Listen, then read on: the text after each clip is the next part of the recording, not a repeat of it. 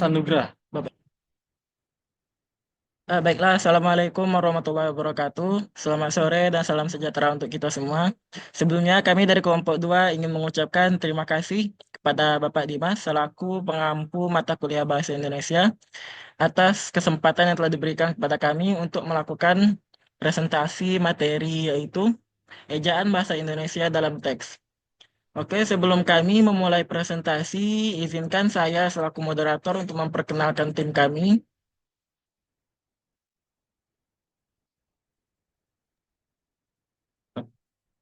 Pertama, perkenalkan saya sebagai moderator Safwan Abinaya dari Prodi Informatika.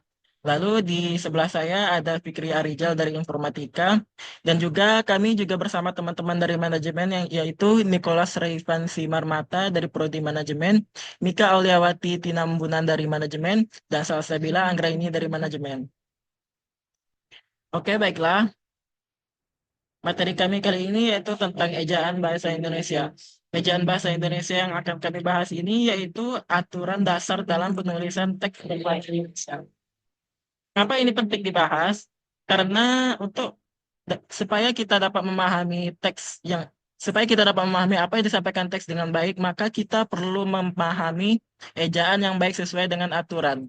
Kita perlu memahami ejaan yang baik dan dapat menyampaikan gagasan secara tepat, terstruktur, dan mudah dipahami pembaca. Dalam materi ini, kami akan membahas beberapa aspek penting ejaan, yaitu pertama ada pemakaian huruf, penulisan kata, pemakaian tanda baca, serta penulisan unsur serapan. Pemahaman yang baik terhadap ejaan bukan hanya penting untuk menulis karya ilmiah, juga bermanfaat dalam kehidupan sehari-hari, baik dalam dunia akademik maupun profesional. Nah, baiklah materi pertama yaitu pemakaian huruf, yang mana untuk materi ini akan disampaikan oleh teman kami yaitu Nicholas. Untuk Nicholas, saya persilahkan. Baik, teman-teman, kita memasuki materi awal yaitu pemakaian huruf. Ada tiga kaidah penting dalam penulisan untuk menghasilkan tulisan yang jelas dan profesional. Ada tiga jenis penggunaan huruf yang perlu kita kuasai, yaitu kapital, miring, dan tebal.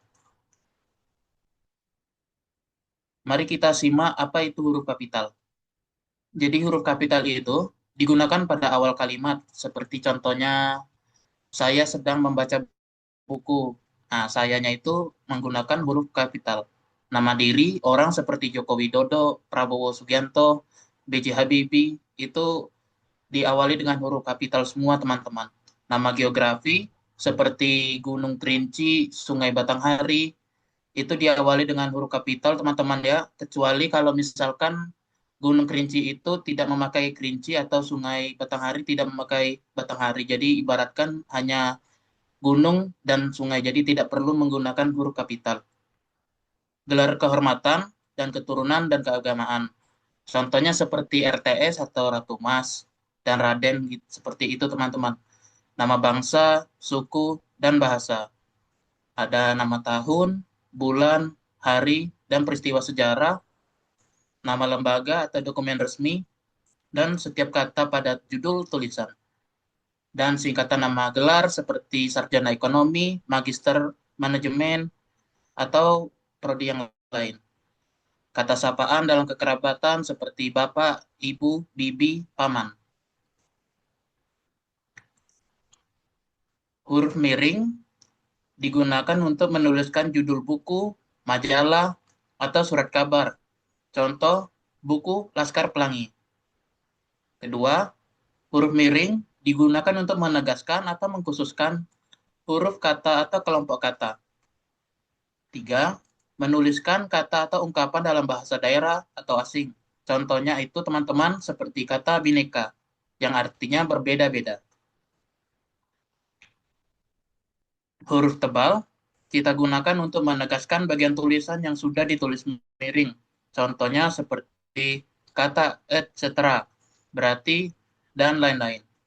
Kedua, menegaskan bagian karangan seperti judul bab atau subbab. Contohnya bab 1 pendahuluan.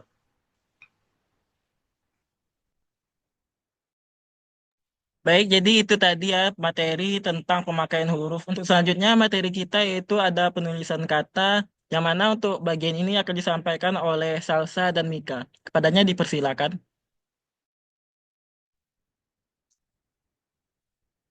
Baik, yang pertama kita akan membahas tentang penulisan kata.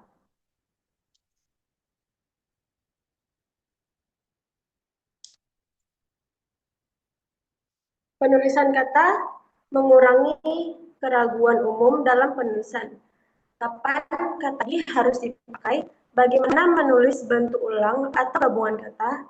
Bagian ini akan menjawab pertanyaan tersebut dengan membahas kaidah penulisan kata yang paling sering kita temui sehari-hari.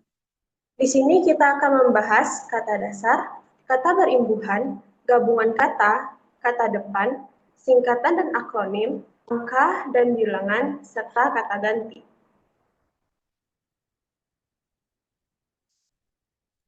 Yang pertama kita akan membahas kata dasar. Kata dasar adalah bentuk kata paling murni atau asli yang mendapat imbuhan, sisipan, atau bentuk perubahan lainnya. Selalu ditulis sebagai satu satuan yang mandiri. Contohnya seperti buku, pulang, dan makan. Yang kedua adalah kata berimbuhan. Kata imbuhan ditulis serangkai dengan kata dasarnya, guna menggunakan tanda hubung jika kata dasarnya berupa singkat atau diawali oleh angka. Contohnya, memakan. Memakan menggunakan kata dasar makan dan ditambahkan imbuhan awalan me. Yang kedua, dipermainkan. Kata ini terbentuk dari imbuhan awalan di dengan kata dasar main dan ditambahkan akhiran kan. Selanjutnya di PHK, ditambahkan imbuhan di diikuti dengan tanda hubung karena PHK merupakan singkatan. Lalu era 90-an, ini menggunakan imbuhan akhiran an dan menggunakan tanda hubung karena diawali oleh angka. Selanjutnya, yaitu bentuk ulang. Bentuk ulang adalah kata dalam bahasa Indonesia yang mengalami proses pengulangan atau reduplikasi. Kata yang ditulis ulang lengkap menggunakan tanda hubung. Contohnya seperti anak-anak, hati-hati, dan mandir. Setelah itu ada gabungan kata. Pada umumnya, gabungan kata ditulis terpisah. Gabungan kata yang sudah dianggap padu atau menyatu ditulis serangkai. Contoh gabungan kata terpisah seperti duta besar, kambing hitam, dan kerjasama. Contoh gabungan kata serangkai yaitu matahari, kacamata, dan sapu tangan.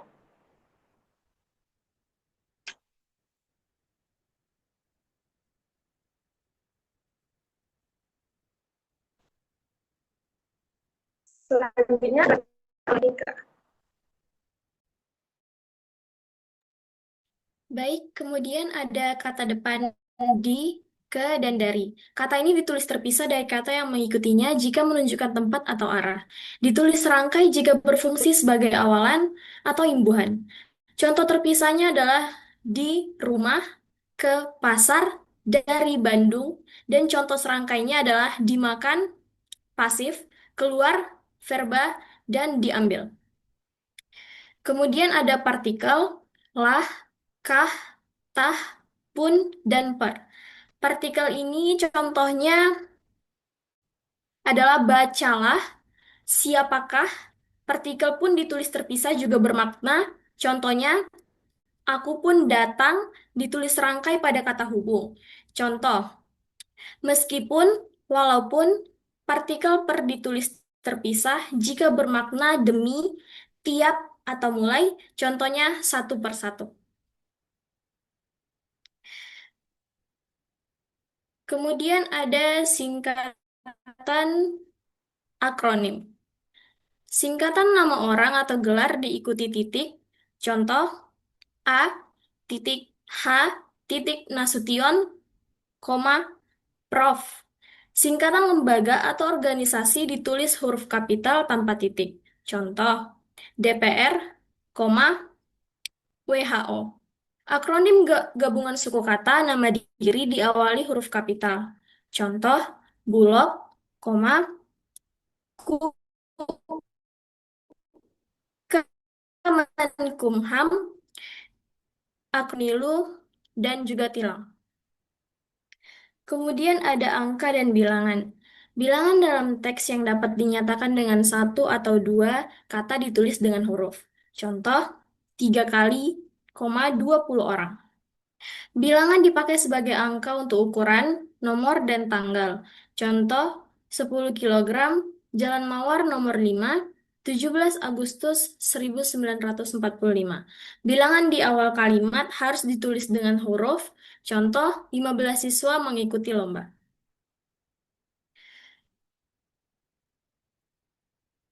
Kemudian ada kata ganti, ku, kau, ku, mu, dan nya. Bentuk ku dan kau ditulis serangkai dengan kata yang mengikutinya. Bentuk ku, mu, dan nya ditulis serangkai dengan kata yang mendahuluinya. Contoh, ku ambil, kau tulis, bukuku, bajumu, dan miliknya. Oke, baik. Untuk materi selanjutnya yaitu ada pemakaian tanda baca. Yang mana untuk bagian ini akan disampaikan oleh Salsa dan Niko.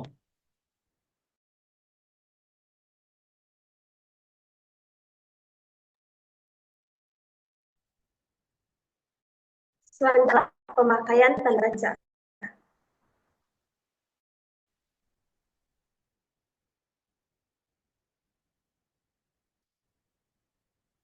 Tanda baca. Tanda baca seperti jika tulisan adalah sebuah perjalanan, maka tanda baca adalah rambu lalu lintasnya. Tanda baca berfungsi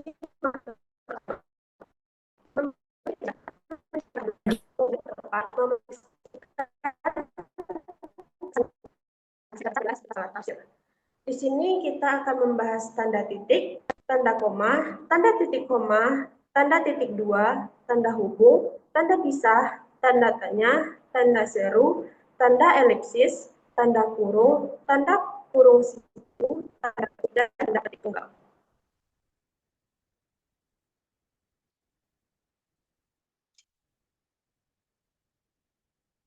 Yang pertama ada tanda titik. Tanda titik mengakhiri kalimat pernyataan. Di belakang angka atau huruf dalam daftar, pemisahan angka jam, menit, serta pemisah bilangan ribuan. Contoh, ibu membeli sayur. Ini digunakan pada akhir kalimat. Pukul 10:35 20 serta harta untuk membedakan bilangan ribuan. Yang kedua,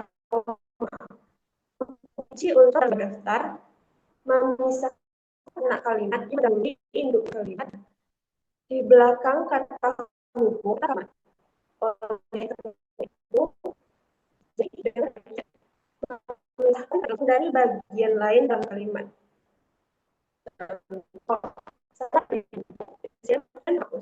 Karena sakit tidak masuk. Setelah itu ada tanda titik koma. Memisahkan berarti kata penghubung kalimat. Contoh, malam makin larut, pekerjaan belum selesai juga. Selanjutnya tanda titik dua. Di akhir pernyataan sumber kata atau ungkapan yang memerlukan kemandirian. Dalam naskah drama, sesudah kata menunjuk kita memerlukan perabotan titik dua kursi, meja, dan lemari.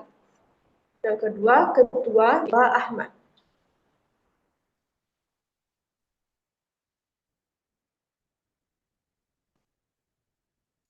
Selanjutnya,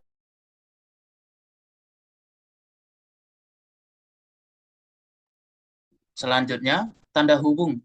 Menyambung unsur kata ulang, merangkai tanggal, bulan, dan tahun. Merangkai imbuhan dengan singkatan atau kata dasar berawalan kapital. Contohnya teman-teman, anak-anak 17/8/1945 se-Indonesia di PHK. Tanda pisah membatasi penyisipan kata atau kalimat yang memberi penjelasan. Menegaskan keterangan aposisi berarti sampai dengan atau hingga. Contohnya teman-teman, kemerdekaan itu saya yakin akan tercapai, diperjuangkan oleh seluruh rakyat. Tanda tanya mengakhiri kalimat tanya dalam tanda kurung untuk menyatakan bagian kalimat yang diragukan. Contohnya, kapan dia akan pulang? Ia lahir tahun 1980. Tanda seru mengakhiri ungkapan atau pernyataan yang berupa seruan atau perintah. Contohnya, alangkah indahnya pemandangan ini. Cepat, kerjakan.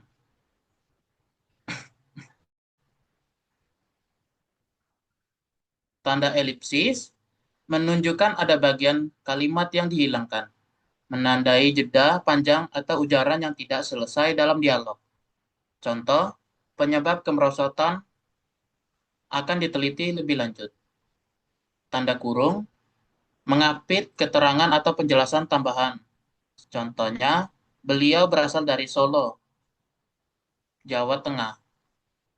Tanda kurung siku mengapit huruf kata atau kelompok kata sebagai koreksi atau tambahan pada naskah asli. Contoh, Sang Sapurba mendengar bunyi gemerisik. Tanda petik mengapit petikan langsung, mengapit judul artikel, sajak, atau bab buku dalam sebuah kalimat. Mengapit istilah yang punya arti khusus. Contohnya teman-teman, saya akan datang besok. Tanda petik kata Pak Budi.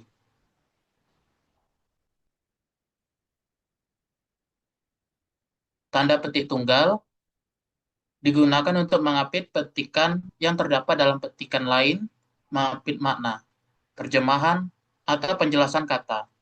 Contohnya, tanya ibu, petik tunggal, kau dengar bunyi kring-kring tadi. Feedback berarti petik tunggal, umpan balik.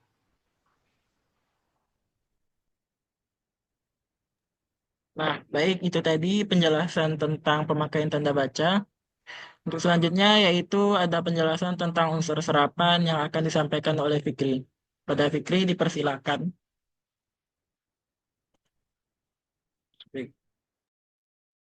Baiklah, terima kasih. Selanjutnya saya akan menjelaskan tentang unsur serapan. Yang pertama, apa sih itu unsur serapan? Unsur serapan adalah kata-kata yang berasal dari bahasa asing dan telah diadaptasi ke dalam bahasa Indonesia. Penulisan unsur serapan dalam bahasa Indonesia merujuk pada proses pengadaptasian kata-kata dari bahasa asing ke dalam bahasa Indonesia. Lanjut. Selanjutnya, aturan penulisan unsur kata serapan. Penyesuaian ejaan.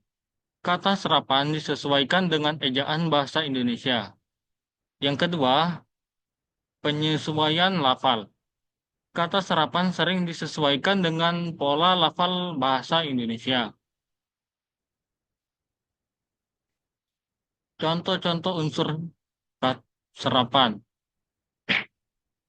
Contohnya itu adalah teknologi, di mana teknologi ini berasal dari bahasa Inggris. Yang kedua, informasi. Bahasa ini berasal dari bahasa Inggris. Yang ketiga, universitas. Berasal dari bahasa Inggris. Yang keempat, komputer. Berasal dari bahasa Inggris. Yang kelima, televisi.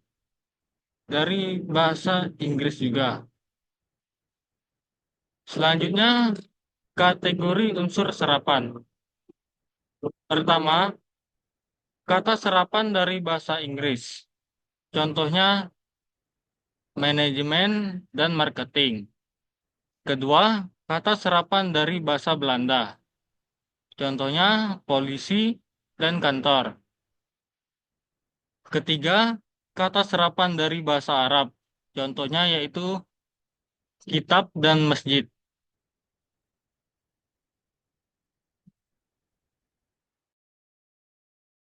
Baiklah, itu tadi beberapa kaidah penting tentang penulisan dalam ejaan bahasa Indonesia. Nah, jadi kesimpulan dari materi ini dapat kita ambil bahwa penggunaan ejaan itu sangat penting bukan hanya dalam akademik, tapi juga ketika kita menulis surat menyurat sehari-hari, di mana ketika kita menulis dengan ejaan yang salah, maka itu berpotensi mengubah apa yang ingin kita sampaikan dari teks tersebut. Terlebih lagi kita sebagai mahasiswa, maka sangat penting bagi kita untuk memahami ejaan-ejaan bahasa Indonesia yang baik dan benar. Yang benar.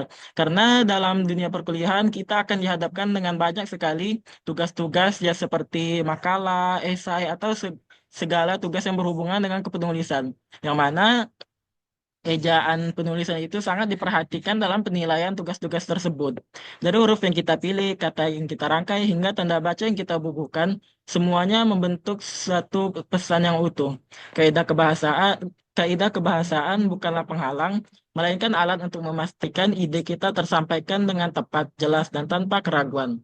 Dengan menerapkan aturan penulisan yang benar, kita tidak hanya menunjukkan kecermatan, tapi juga rasa hormat kepada pembaca.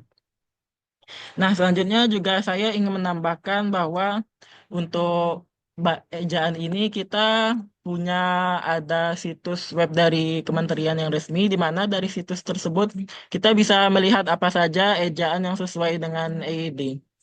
Nah, untuk situs tersebut dapat kita buka di...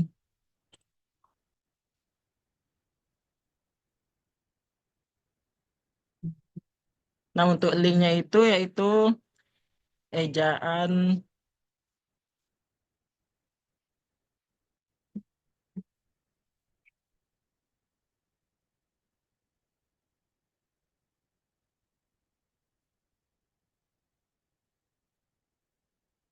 Jaringannya.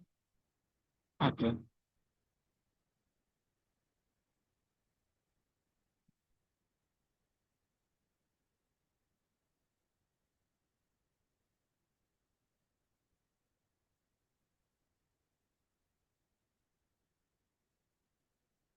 Nah, di web ejaan.kemendikdasmen.go.id ini sudah sangat lengkap ya. Di sini ada penggunaan huruf dari huruf abjad, huruf vokal, semuanya.